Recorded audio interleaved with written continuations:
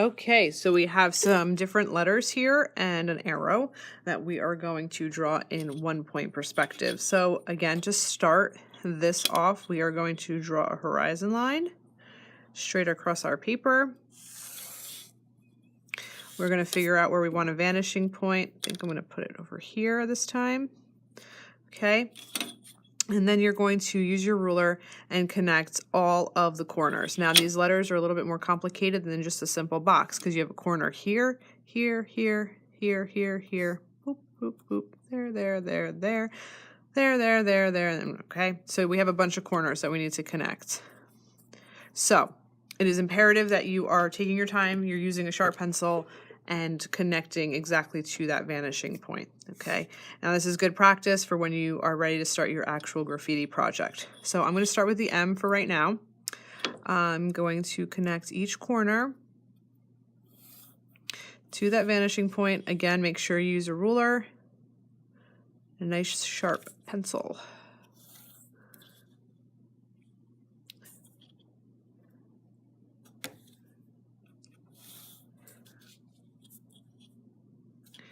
So,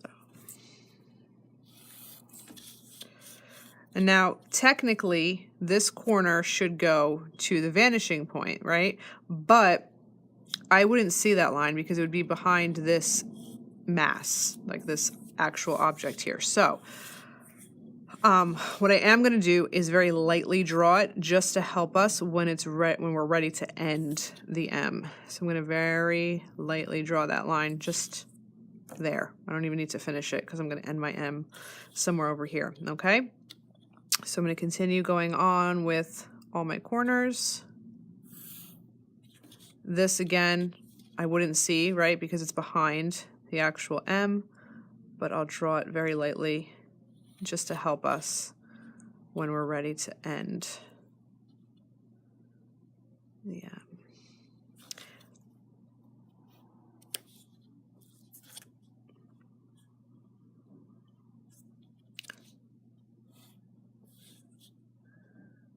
So now we have all of our corners. I didn't do this one or this one, but we're going to see if we can make it work without doing those. So I'm going to start with drawing a parallel line, a line that's parallel to the left side of my M, back a little bit, you know, and it's the further you go back, the further you go away, means the wider or deeper that letter goes. Okay, so now this corner tells me where to change direction. I draw a line parallel to the top of the M.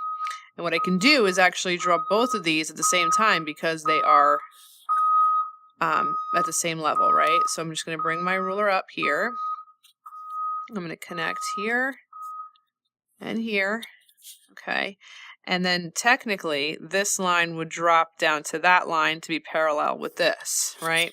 But we don't see that, but I'm going to draw it anyway. Because here to here should be parallel to that, and that's the end of that part of the M. So we're going to take this ruler, go here, drag it back to where it intersects here. Okay, and you can see that that point is repeated here, okay? And then using this line here, I'll draw that.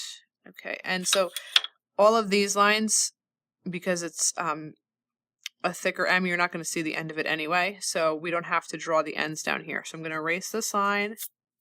I'm going to erase these inside lines that I no longer need. Okay. So the important lines that are staying, that are part of the actual M in perspective, are here.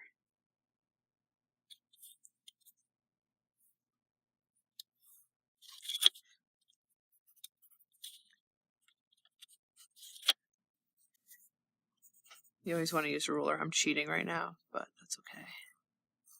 Okay, and then that is your M in 3 dimensions. So like here there might be a shadow. I mean, it always depends on your light source.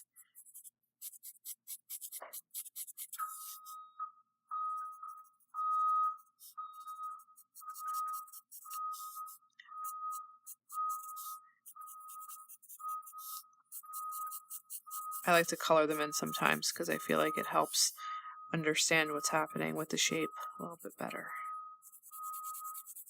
Okay.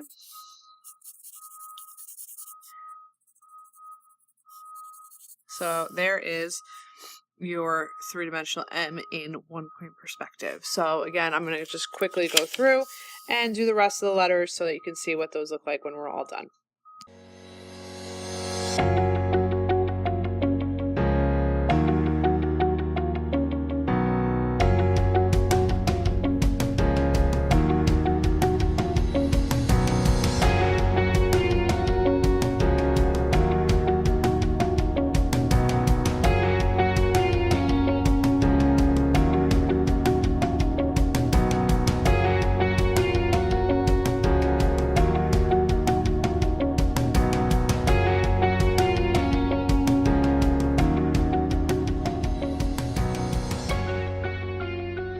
Okay, something like the B and the S, which have curves, are a little bit more difficult than these simple block letters with lots of straight lines. Because how do you draw a line parallel? Okay, so you're going to basically just sort of eyeball the same curve of that B, figure out where you want it. And now this is going to be mostly what you guys end up doing because of the graffiti aspect. So most of you are going to be doing some sort of bubble letters, right? So you're just going to kind of figure out where that goes, and that's going to be kind of a straight line at the top and then curve down. Okay, and that's your B. Okay, and then this S is pretty crazy, so it's like, where are the corners? On this B, we had pretty obvious corners, right, of what to attach to our vanishing point. So this S, not so much. So what I'm going to do is line my ruler up with my vanishing point and then just kind of bring it down until I get to an edge. So that's going to create sort of a corner, even though it's not really a corner because it's a curved line. But it's like, where does the ruler hit on a place where the direction changes of the letter? Okay, this is here. So you're looking for like those edges that can help you. This is here. So I might want to do that inside corner of that little tiny curve.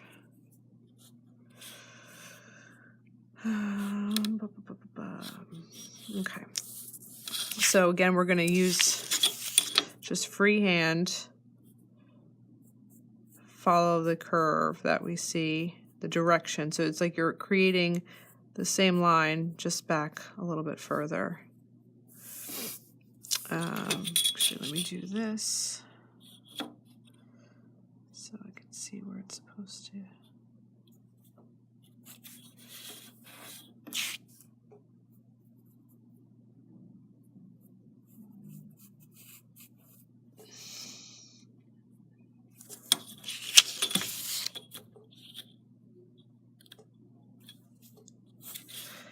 Okay, so then this line is here, parallel, and now we don't see that when we're all done. We're just doing this so we know where to connect and end. So this line should be parallel to this line. So boop, and curves down. And then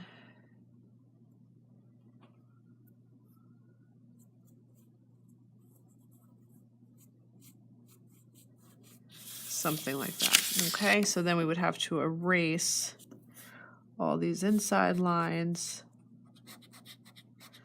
So we would have that solid three-dimensional S.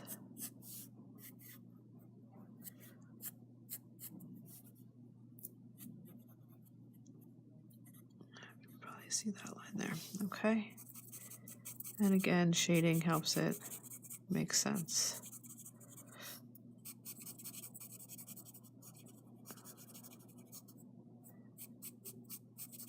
Okay, so that is how to draw letters making them look three-dimensional, like they're coming out at us, using one-point perspective. So to review again, we have our horizon line, which is what our eye level is. We have our vanishing point. Anything above that vanishing point and horizon line would be above eye level, so we would see the bottoms of the objects. Anything below that horizon line is below eye level, so we would see the tops of those objects. Okay? So when you're all done, your drawing should look something like this. You don't have to shade, but it helps see exactly what's happening if you do that. And then your boxes should look like that. Okay, so again, ruler, sharp pencil, eraser, take your time, draw your horizon line, your vanishing point, and then all of your orthogonals from your corners, and then end your shapes using lines that are parallel to the existing line. So if this is the end of the box, you're drawing a line parallel to this section. Okay, so have fun, practice, and your graffiti projects will turn out amazing.